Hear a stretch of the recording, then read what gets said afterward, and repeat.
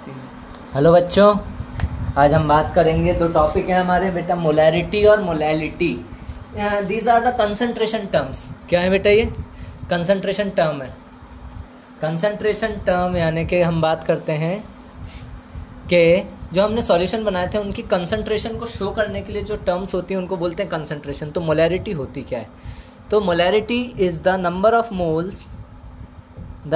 Moles of solute, the number of moles of solute present in 1 liter of solution is called molarity of solution.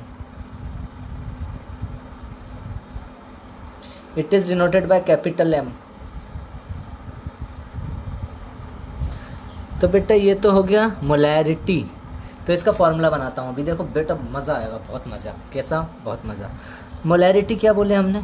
Molarity is equal to 1 litre solution. 1 litre solution क्या होता है बेटा? Volume of solution. Volume of solution. और यहाँ पे क्या आएगा बेटा? यहाँ पे आएगा number of moles of solute.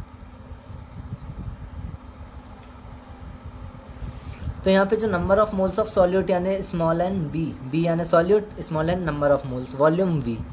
तो नंबर ऑफ मोल्स क्या हो गए बेटा? हम जानते हैं, मैंने कल ही बताया था आपको, एन बी क्या होता है बेटा? Weight upon molecular mass. किसका? सॉल्यूट का। W B upon M B यहाँ पे पुट कर दिया,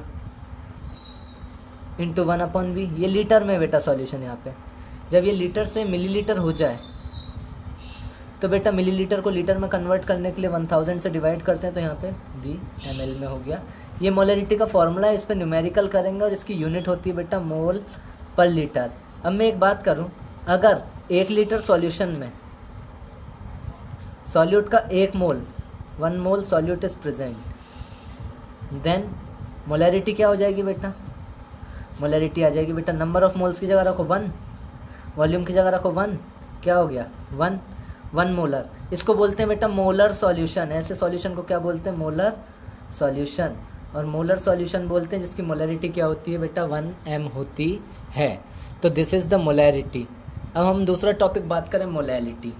मोलैलिटी की बात करते हैं। तो मोलैलिटी क्या है बेटा? It is the number of moles of solute,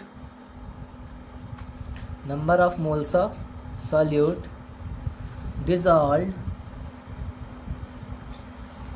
per kilogram of solvent, comma, is called molality of solution. It is denoted by small m. It is denoted by small m. इसको small m से denote करते हैं।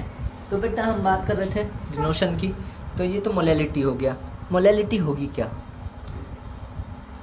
Molality is equal to number of moles of solute upon, बेटा ये किस में? पर kilogram of solvent, यानी कि वेट ऑफ, किलोग्राम क्या होता है? Weight of solvent. चलिए, small m is equal to N B upon W A. N B फिर से W B upon M B into W A. बेटा यहाँ पे किलोग्राम में, इसको ग्राम में कर दो तो किलोग्राम में कन्वर्ट करने के लिए 1000 से डिवाइड करते हैं, तो डब्ल्यू ए यहाँ पे काय में आ जाएगा? ग्राम में। और ये हो गया मोलैलिटी।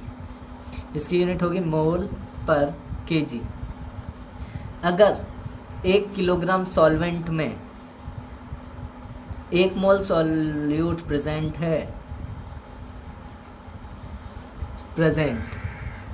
देन मोलैलिटी क्या हो जाएगी बेटा? 1 मोलल। और इसको बोलते हैं मोलल सॉल्यूशन। Molal solution. बेटा देखो, अब मोलैरिटी और मोलैलिटी में डिफरेंस देखिए। पहला डिफरेंस है बेटा इनका डेफिनेशन का। दूसरा डिफरेंस है कैपिटल M से डिनोट करते हैं, स्मॉल m से डिनोट करते हैं। तीसरा डिफरेंस बेटा फॉर्मूले में देखो, ये मास यानी वेट और volume, mass volume relationship show करता है, मास वॉल्यूम रिलेशन। और ये बेटा मास रिलेशन शो करता है। कौन सा?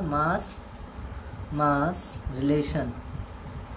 3 डिफरेंस होगा। चौथा डिफरेंस देखो बेटा, टेम्परेचर चेंज करने पर किसी भी चीज़ का वॉल्यूम चेंज होता है। जब हम दूध को गर्म करते हैं पतीले के अंदर, तो बेटा उसका जो वॉल्यूम है वो बढ़ता जाता है और वो पतीले से बाहर आ जाता है दूध।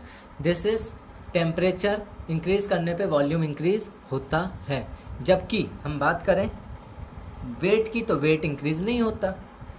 टी से WA इफ़ेक्ट नहीं करता, इसलिए क्या होता है, वेट जब इफेक्ट नहीं करेगा। अगर ऐसा होता, अगर टेम्परेचर से वेट इफेक्ट करता, अगर यहाँ वॉल्यूम चेंज हो रहा है तो बेटा मोलैलिटी भी क्या होगी? चेंज। तो टेम्परेचर से मोलैलिटी चेंज होती है पर मोलैरिटी चेंज होती है पर मोलैलिटी चेंज नहीं होती, क्योंकि वेट चेंज नहीं होता। अगर ऐसा होता तो बेटा सर्दियों में 1 किलो का बाट जो है वो आधा किलो तोलता और गर्मियों में 2 किलो तोलता, अगर टेम्परेचर चेंज से भार चेंज होता। तो दिस इज़ बेटा आज की हमारी क्लास इज़ ओवर। तो आज का बेटा यही है हमारा टॉपिक।